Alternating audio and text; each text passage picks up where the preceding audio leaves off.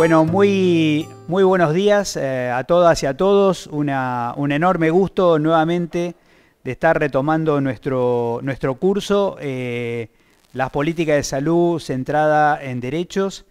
Este curso de verano que da comienzo a la nueva Escuela de Gobierno de Salud Floreal Ferrara. Estamos transmitiendo desde la Escuela de Sanidad en 4 y 51. Ya me han dicho, digamos, que hay otras ciudades que tienen 4 y 51, así que voy a aclarar que estamos transmitiendo desde La Plata, digamos, en 4 y 51 desde La Plata, para alguno que no tenía ese dato.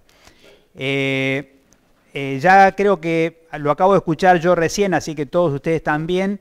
Le pedimos por favor que pongan en silencio, en mute, digamos, su micrófono, porque si hay micrófonos abiertos entra en resonancia y dificulta la comunicación.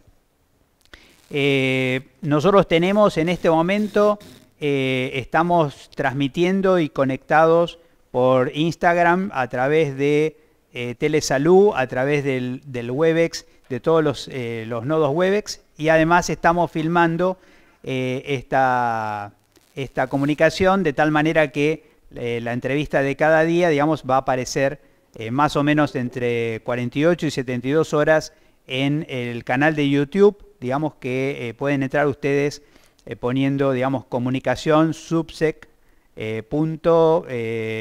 información. Ese es un canal, de tal manera que ahora no solamente entran a uno de los videos, sino que entran a todos los videos. Ya está subido incluso el de Julieta Calmels, digamos, del jueves de la semana pasada. También recuerden desde ya que estamos recibiendo preguntas a medida mismo que vamos desarrollando la actividad. Ustedes pueden mandar sus preguntas al mail curso de verano dpgc, curso de verano dpgc@gmail.com. Digamos, por esta vía estamos recibiendo y en principio vamos a mantener el orden de llegada, así que, digamos, también pueden adelantarse, digamos, en relación a las preguntas. Las preguntas sobre salud mental desbordaron nuestra capacidad de respuesta, así que tuvimos casi 20 y llegamos a contestar 13, que es un buen récord. Básicamente, después voy a aclarar algunas otras cosas, pero no quiero, digamos, perder más tiempo e ir directamente, digamos, al tema del día de hoy, que nos encuentra con el doctor Enio García, digamos, que está acompañándonos aquí el día de hoy.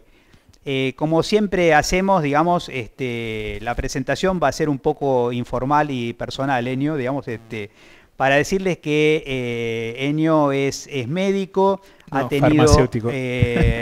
Ha tenido su formación participando activamente, digamos, en el sistema de salud de Brasil, de tal manera que para nosotros Enio es también una permanente referencia del proceso que se ha dado en Brasil, digamos, y que siempre miramos con tanta atención.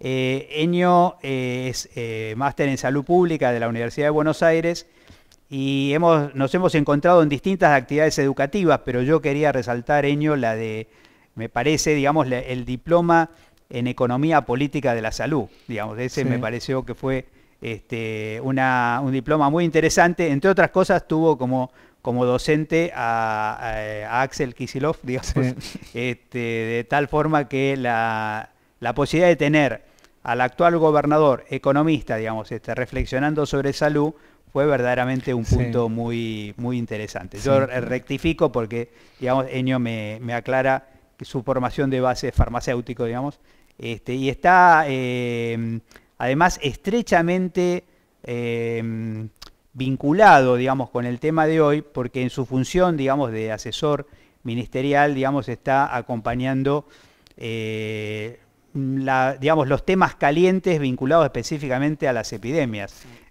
No vamos a abusar hoy de esta lógica, pero definitivamente ustedes saben que el tema de dengue y el tema de sarampión, además de otros temas como sífilis congénita, digamos, o estas noticias de coronavirus, digamos, están taponando la agenda.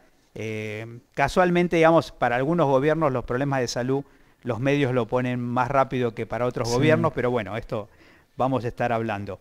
El objetivo de hoy, de toda la reunión de hoy, es caracterizar la situación epidemiológica de la provincia de Buenos Aires como punto de partida de los problemas de salud emergentes, es decir, hay problemas nuevos en salud, y de la reconfiguración de los problemas de salud históricos, es decir, hay problemas que nosotros teníamos desde siempre. Mucha gente dice, bueno, siempre hubo, sí, siempre hubo, pero cambian, digamos, así que, digamos, siempre hubo tuberculosis, pero ahora resiste al tratamiento. Entonces, digamos, los problemas históricos o más clásicos también se resignifican o se redefinen.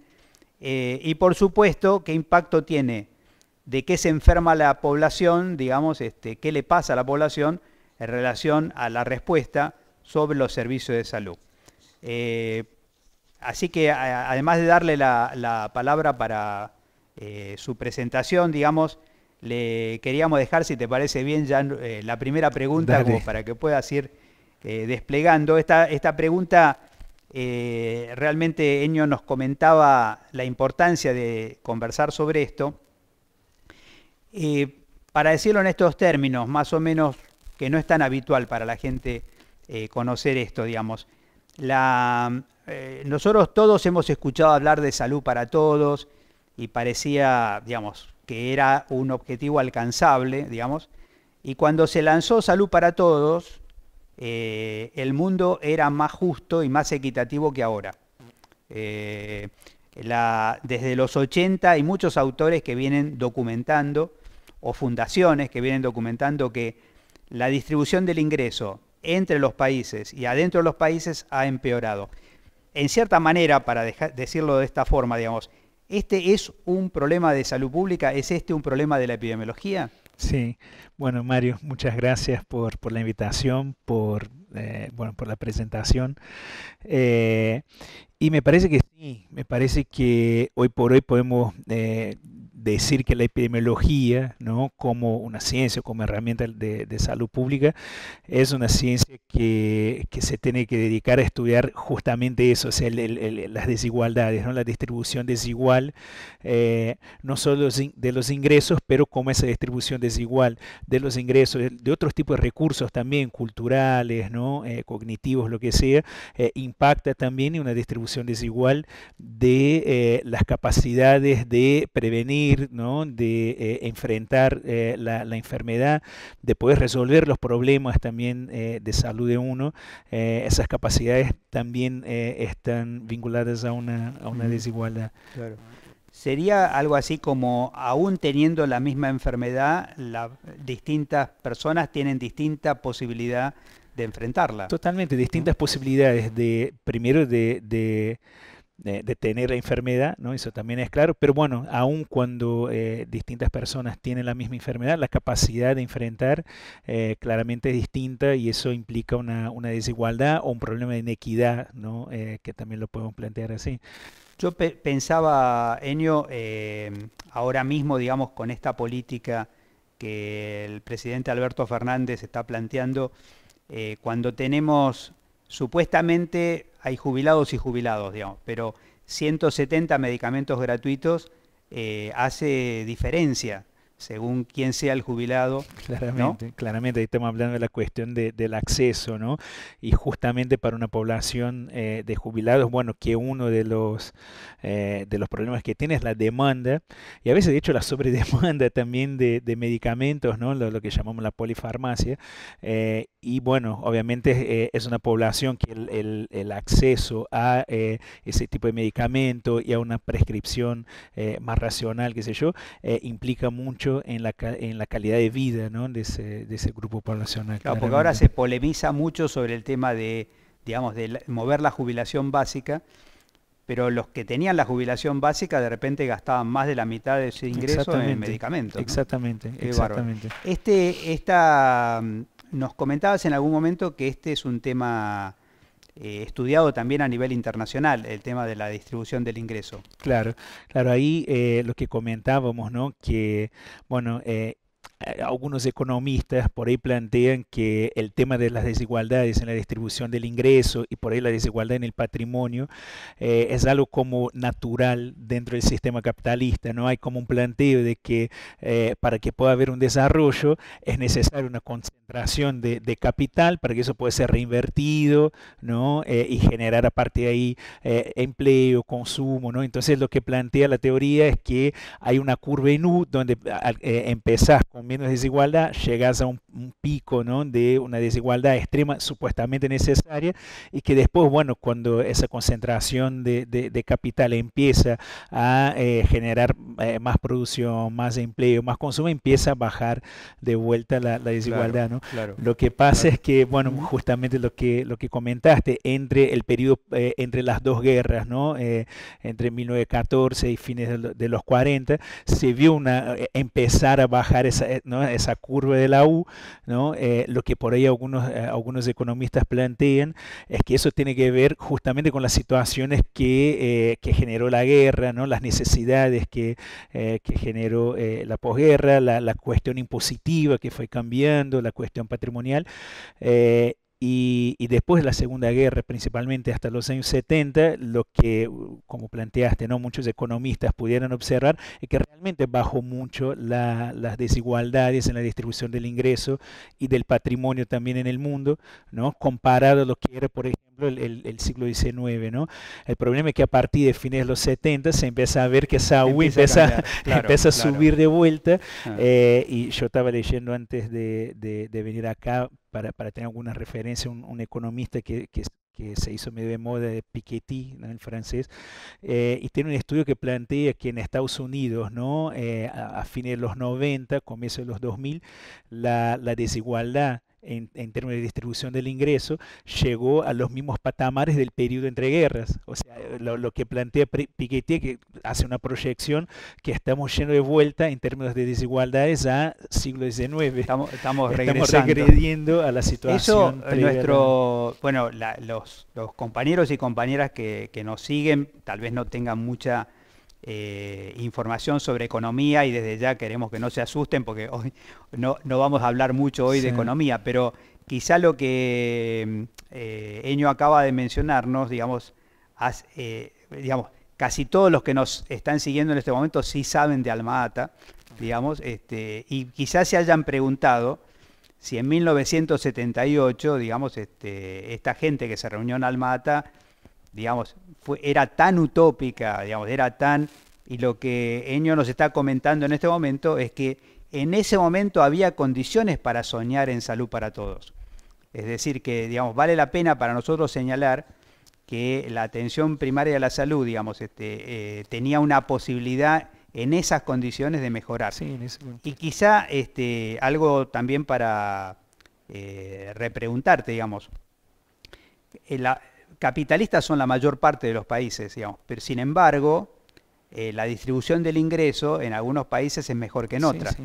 Quiere decir que, digamos, que solo el ser capitalista no es como algo fatalista, digamos No, no, así. no explica, ¿no? Claro, o La sea, cuestión. ¿de qué manera pensaríamos que por ejemplo, porque es algo, y quizá todos los trabajadores de salud estamos pensando cómo será el presupuesto en salud, y quizá no estamos conectando esto, por ejemplo, con la pelea presupuestaria o Exactamente. impositiva que se dio en la provincia. No, no, claramente lo que volviendo un poco a la economía, pero para entrar en salud, ¿no? Claramente lo que plantea algunos economistas que discuten esa cuestión de las desigualdades es que el tema de la cuestión fiscal impositiva fue fundamental en ese proceso de reducción de las desigualdades, ¿no? En el comienzo del siglo XX y principalmente en esa segunda mitad después de la Segunda Guerra, ¿no?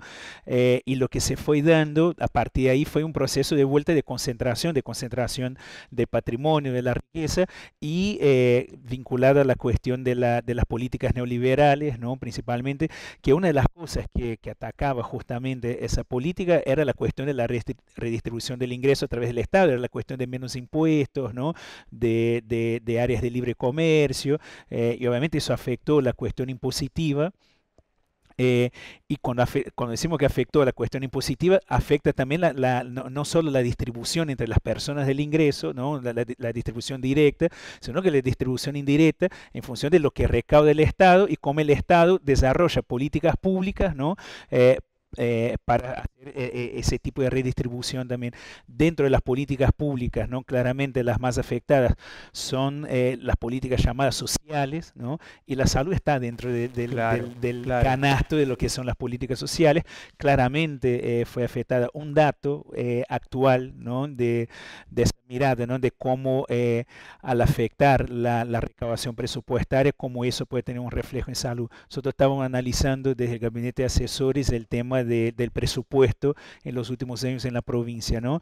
Y comparando solo el 2018 con el 2019, lo que vemos es que el presupuesto en salud disminuyó nominalmente. ¿Qué quiere decir eso? Que sin ajustar por inflación, por dólar, qué sé yo, la masa de dinero destinada desde la provincia de salud fue menor en 2019 que en el 2018. En valores absolutos. En valores absolutos, ¿no? Es en valores nominales, ¿no?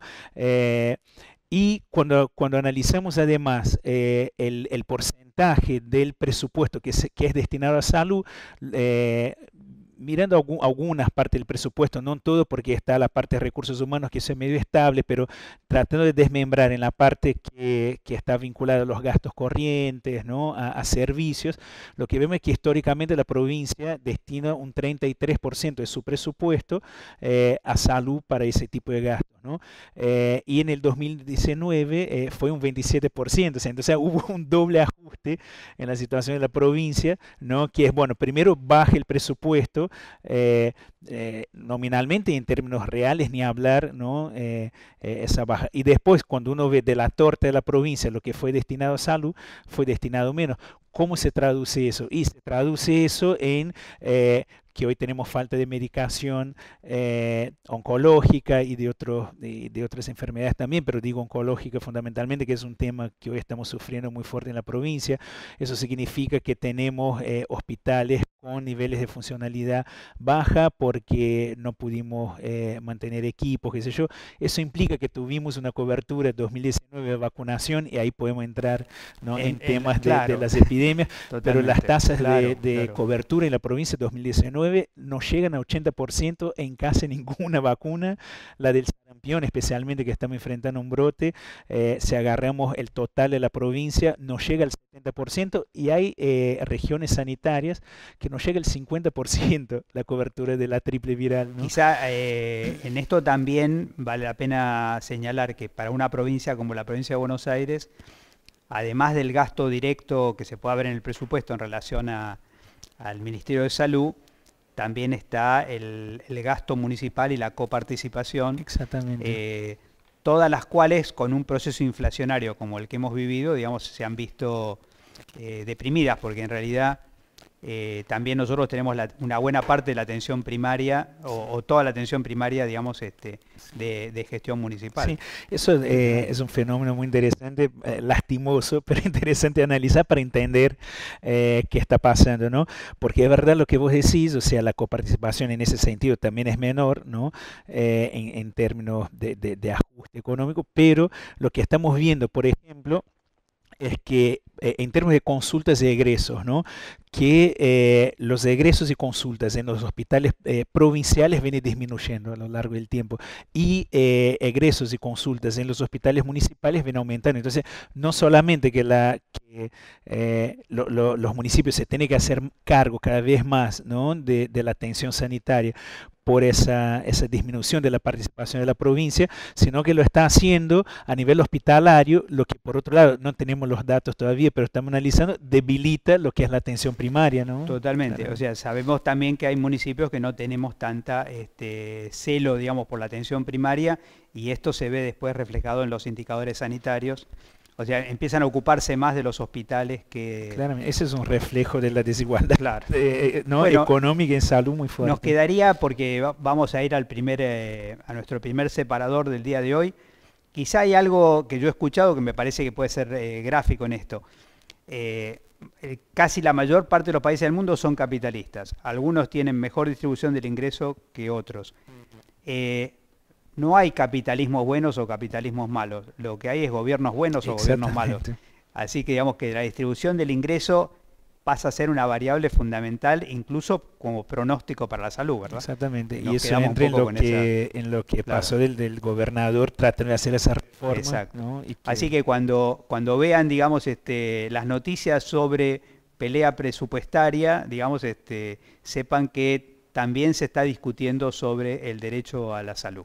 Vamos a hacer acá entonces un corte y pasamos a una separador que tenemos para pasar luego a la pregunta siguiente.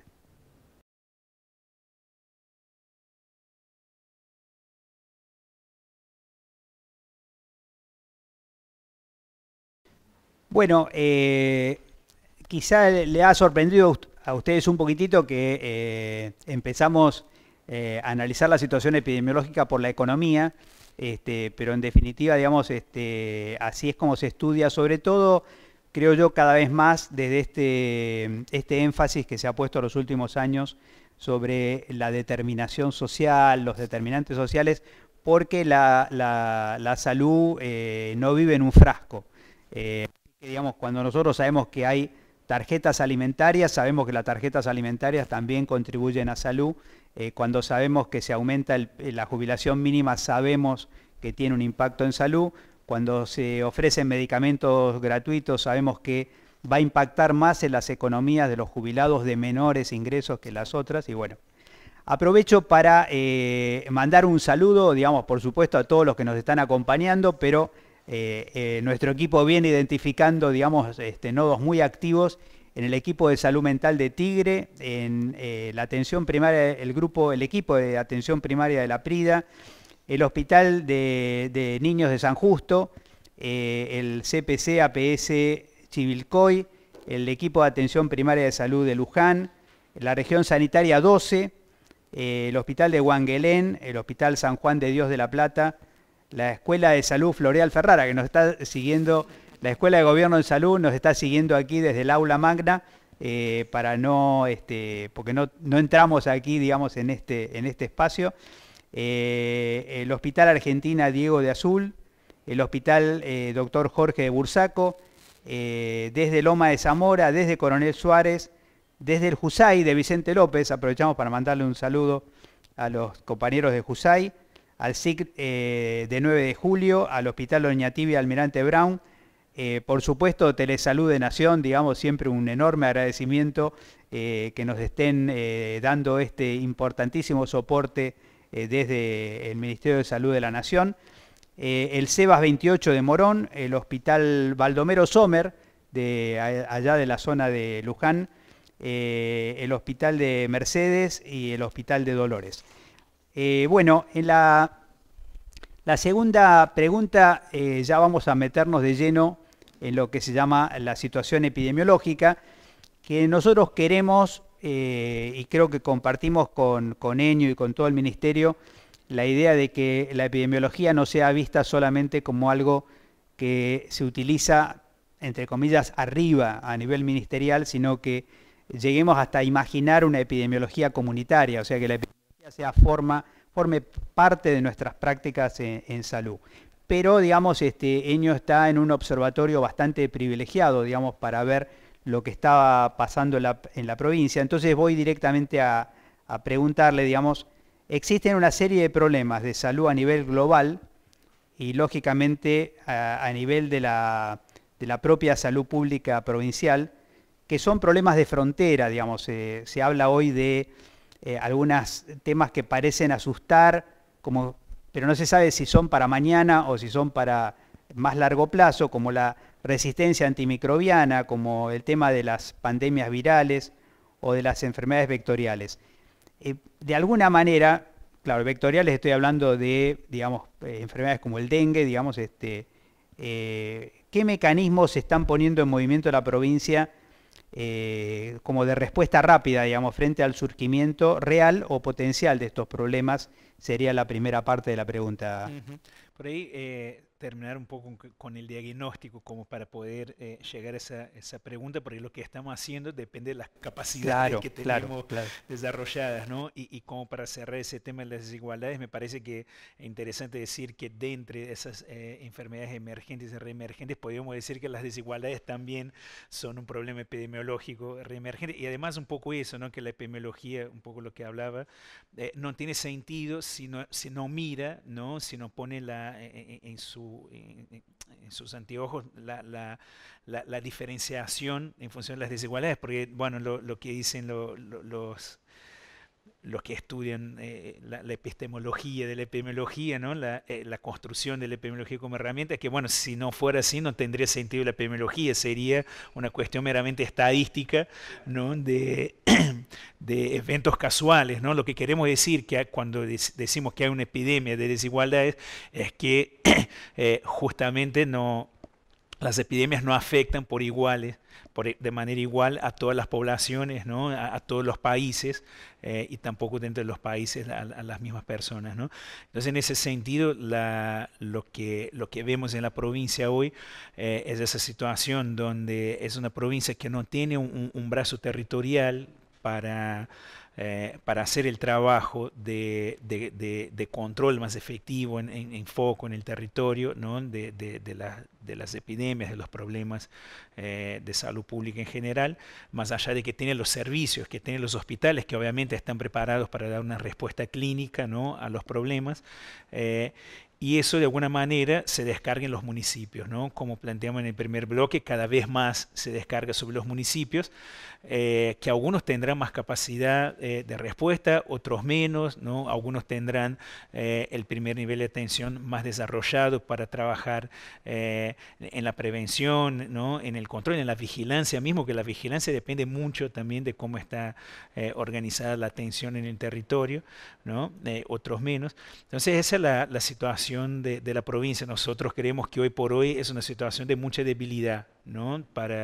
No quiero asustar, no quiero alarmar, digo, hay un sistema de vigilancia, hay capacidad técnica. Bueno, con el tema coronavirus mismo estuvimos trabajando circuitos de derivación, se trabajó con los hospitales que potencialmente pueden recibir pacientes caso haya el ingreso. En ese sentido está bien preparada la provincia, pero en el sentido de poder dar alguna respuesta rápida, y ahí hablo de eventos como el dengue o como el sarampión, depende mucho del municipio, ¿no? Nosotros lo que venimos desarrollando, por ejemplo, en las dos epidemias que nos está tocando trabajar ahora, ¿no? Sarampión y dengue, estuvimos trabajando, de hecho, un pedido de ayuda económica con la Organización Panamericana de la Salud. El ministro Daniel Goyan firmó un convenio de cooperación técnica, y en ese convenio también estaba previsto un recurso que con eso generamos algunas becas para tener más vacunadores en el territorio. Como les dije,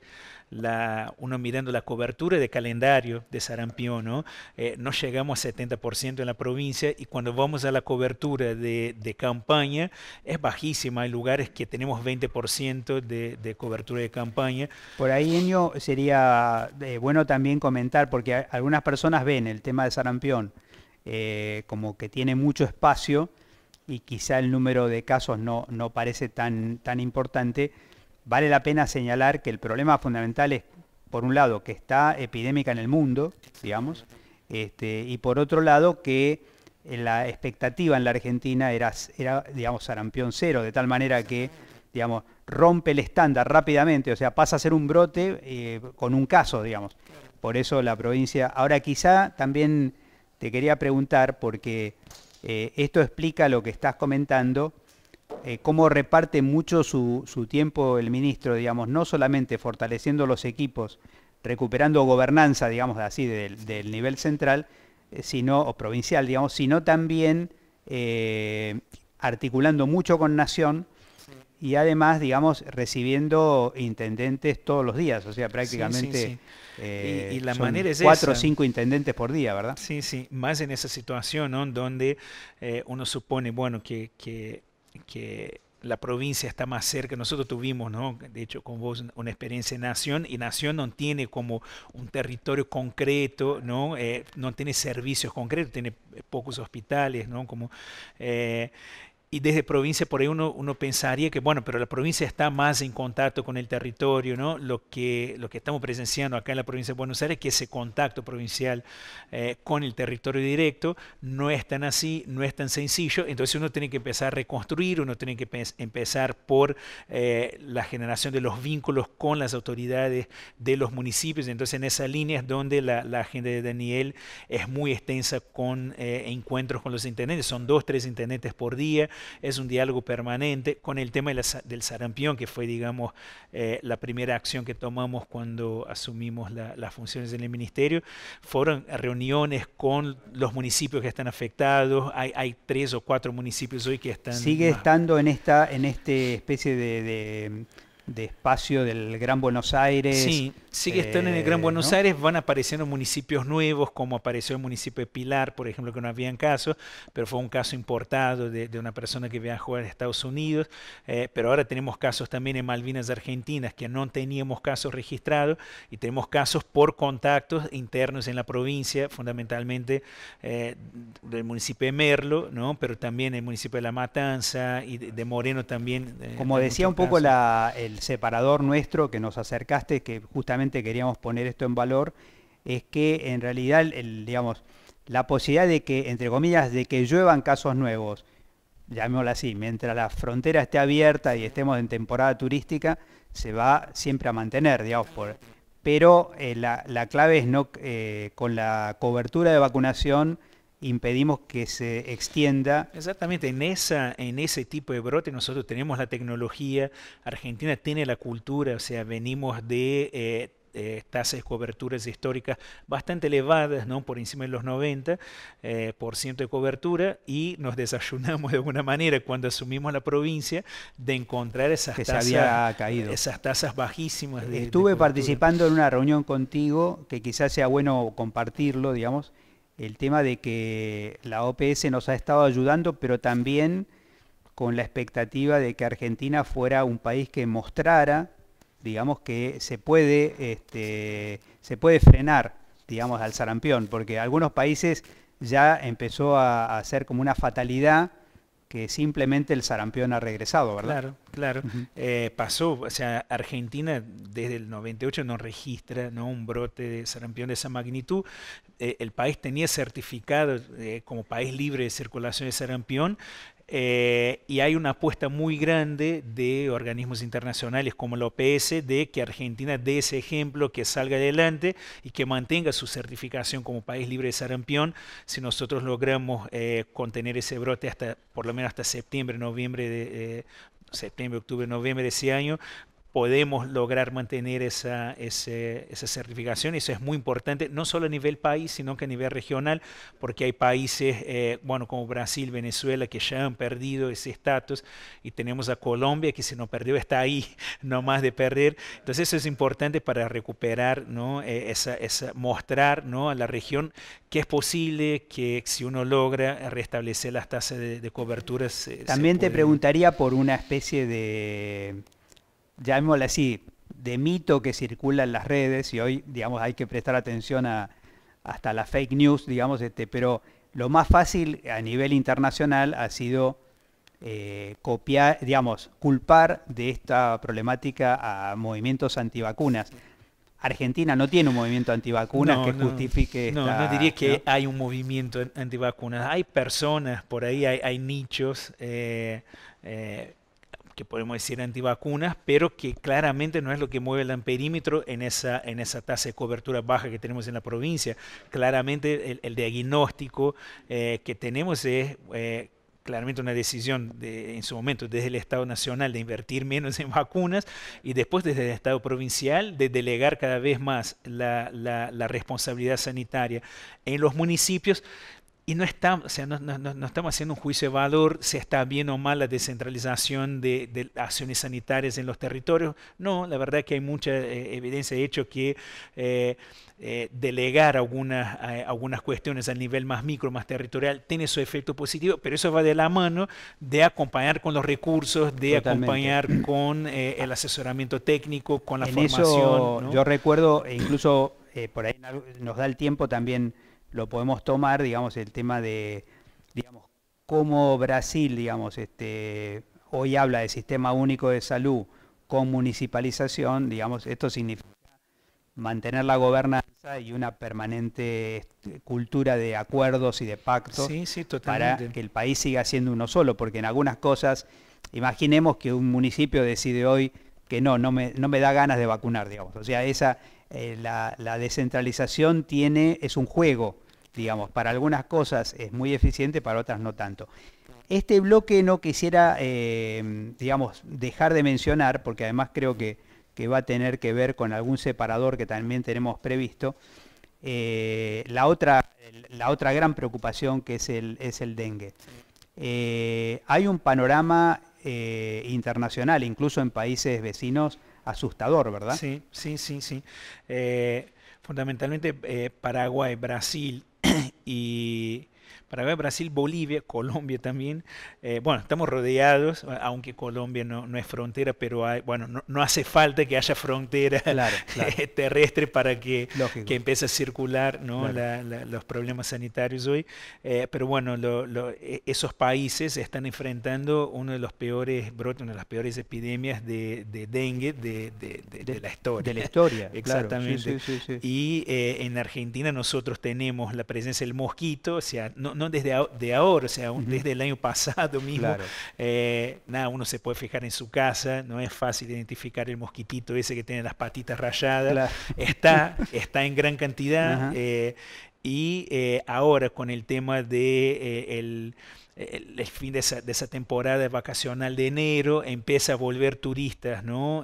A Argentina que han ido a visitar parientes en Paraguay, han ido de vacacionar en Brasil, en Colombia, volviendo con el virus. O sea, de hecho, en la provincia de Buenos Aires hasta la semana pasada tenemos cerca de 51 casos, 71 casos de pacientes con antecedentes de viaje a esos países, pero una vez que esos pacientes llegan con el virus del dengue acá u otro arbovirus, ya está, el mosquito está Claro. y empieza La gente, los medios tienden a tranquilizar diciendo casos importados.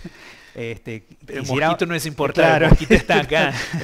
el mosquito es nacional y El mosquito popular, es digamos, el nacional. mosquito es nuestro. Popular y a veces no tan No tan popular popular. también. Y Crecen a- algunas piscinas de country exacto. también, qué Y sé además yo. exactamente, lo que un poquito de esta idea de que nosotros nos podemos volver criadores involuntarios de mosquitos. Y en este sentido, me parece que hay que abrir la atención porque empezaron a salir algunas noticias interesantes. Una es, pensamos en el espacio doméstico, a veces no pensamos en los edificios públicos. A hoy se está hablando también de obras en construcción, digamos, como un espacio posible. Acá mismo detectamos cosas como, por ejemplo, los recipientes donde se recoge el agua de los aire De los aires acondicionados. acondicionados, sí, Es sí, decir, sí. siempre, digamos, sin querer, estamos recreándole hábitat favorable a la reproducción Totalmente, el mosquito es del... totalmente adaptado al medio urbano y es interesante. De hecho, quería comentar algo que salió una nota de Página 12 hace 2 semanas con una investigadora muy prestigiosa en términos de dengue en Argentina, pero bueno, el trabajo de ella es más a nivel biológico, biomolecular, y en la nota ella hace referencia a que el dengue está vinculado a la pobreza. Tiene una frase que no fue muy, muy feliz, que bueno, a ver, si hay lugares que la gente está almacenando agua porque no tiene acceso a agua, su preocupación es esa, ¿qué se va a preocupar con el mosquito? Y no es bien así, porque la gente se preocupa por el agua, por el mosquito, no es Claro, una cuestión claro, claro, y claro. también no cometer ese error que, como dijimos en el comienzo, obviamente la desigualdad, ¿no? Las desigualdades afectan en los perfiles de enfermedad, de mortalidad, de las epidemias, ¿no? Pero el dengue no es una enfermedad de la pobreza, ¿no? Obviamente si está en una situación vulnerable, combatir el dengue es más difícil, acceder a los servicios es más difícil, pero el dengue es una enfermedad que nos puede atacar a todos, ¿no? Totalmente, totalmente. Acá mencionamos también la semana pasada que la salud, digamos, incluso los mejores sistemas de salud del mundo identifican que las enfermedades vectoriales son justamente aquellas donde se da la mejor oportunidad para pensar que la salud pública se construye desde el Estado, pero también desde la participación activa de la población, ¿verdad? Es un caso así paradigmático porque, claro. Bueno, vamos a hacer aquí, digamos, nuestro segundo intervalo. Este intervalo, recuerdan ustedes, es un poco más largo, es como de 10 minutos, es un espacio reflexivo. Este espacio reflexivo lo dedicamos fundamentalmente a que ustedes puedan hacer preguntas. Ya ustedes van viendo de qué va la cosa que estamos conversando hoy con Enio García, digamos, fundamentalmente, y se van imaginando lo que sigue, porque tenemos que hablar también de las enfermedades crónicas, digamos que también nos está cambiando el panorama epidemiológico. Nuestra vocación, digamos, quizá como objetivo implícito el día de hoy, es que vayamos avanzando hacia una epidemiología que nos podamos apropiar todos, o sea que la epidemiología entre un poco en nuestras prácticas cotidianas, estemos donde estemos en el sistema de salud.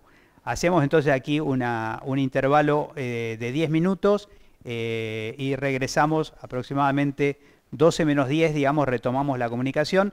Por favor, comuníquense para las preguntas a nuestro el mail que ya hemos mencionado y que vamos a poner también en pantalla para recibir las preguntas.